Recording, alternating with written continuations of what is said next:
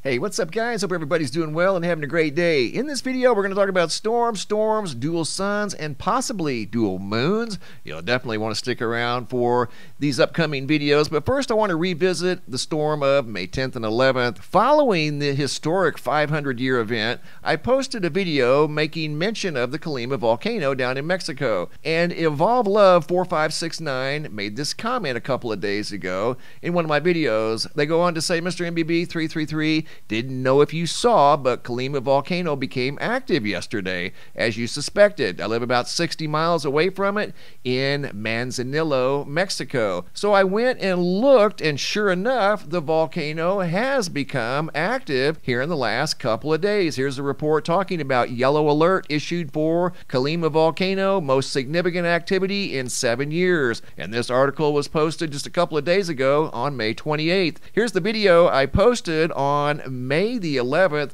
This is a quick segment of the video when I mentioned the Colima Volcano. Here we go. So there does seem to be a connection to solar activity and earthquake activity, and also an increase in volcanic activity. This is a look at Colima. It erupted back in 2017. I wouldn't be surprised if Colima reacted to the recent storm activity. Here's a look at the CMEs that arrived.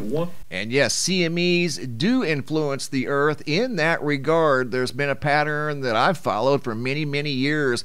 Following big storms like that, you'll see an increase in earthquake activity and volcanic activity.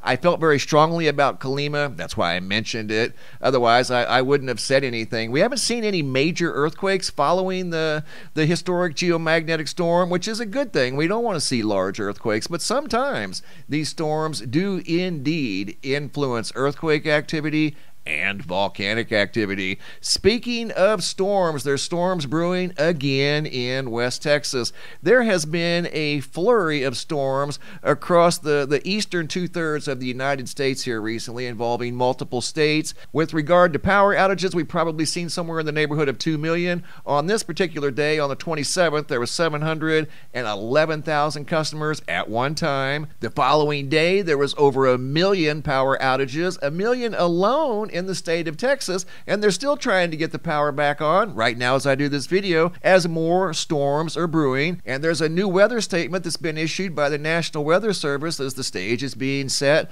for yet another round of inclement weather where there could possibly be more power outages today and as we move into the evening hours. The stage is being set right here in West Texas, southeastern Colorado, and parts of far eastern New Mexico. The cast of characters could be large hail, high winds, and possibly tornadoes. Let me read the report from the National Weather Service out of Norman, Oklahoma. Affected areas: southeastern New Mexico into West Texas. This is for today, May 30th, this afternoon into this evening. Probability of a watch issuance, 80%. That's a pretty likely probability that there's going to be severe weather in this particular area. Summary: supercell thunderstorms may develop today, damaging gusts of up to 80 miles per hour. That's hurricane force winds with baseball size hail.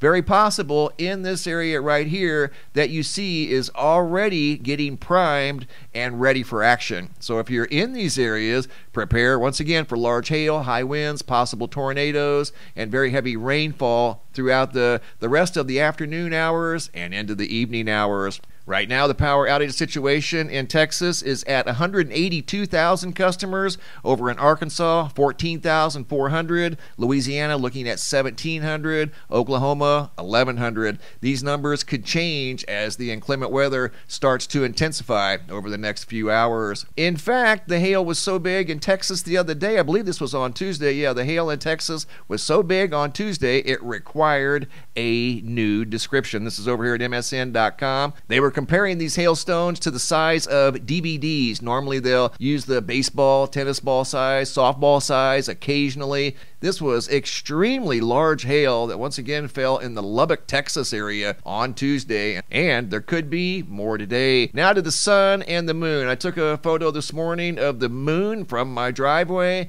looking towards the west. This was earlier this morning around 10 o'clock. I just wanted to grab a photo because it was visible and looked good. And here's a photo of the sun. I was looking for the sunspot, and right there it is. That's the sunspot that created the historic geomagnetic storm back on on May the 10th. The series of 6 CMEs that impacted the Earth basically simultaneously, or one right after another in a very short period of time, that created the global outbreak of auroras. And you can see an incredible photo over here at the homepage of the website, actually 2 photos of the event. This was out of Spokane Valley, Washington. These auroras, we saw them all the way down here in Arizona. Got photos of the auroras from down here in Arizona. In fact, there's a CME headed towards the Earth now, ETA, sometime tomorrow. I don't think it's going to be a major geomagnetic storm, but we could see some aurora activity in the higher latitudes here in the next 24 to 36 hours. I've got some bizarre video footage that I want to share with you guys involving the sun and the moon. First video here was sent in by Mike out of Livorno, Italy, Mike Messina, of what looks like 2 suns at either sunrise or sunset. Could be an optical illusion, but this is what compelled him to take the video, what looked like dual suns. This video here is sent in by Nicole Garrett out of North Georgia from May 20th of 2024. This video appears to be taken outside. It's not behind any type of glass.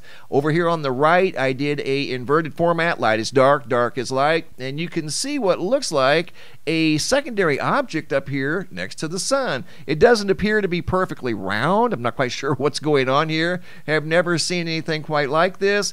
Video once again sent in by Nicole out of North Georgia. And notice how there's 2 reflections. Normally, if it's some sort of a reflection off of a car window or a window inside, you won't see 2 reflections. You'll see 1. But when you see 2 reflections, that usually means there's 2 light sources. And going from the sun to the moon, here we go. Video footage sent in by Michelle Kaler of what looks like 2 moons.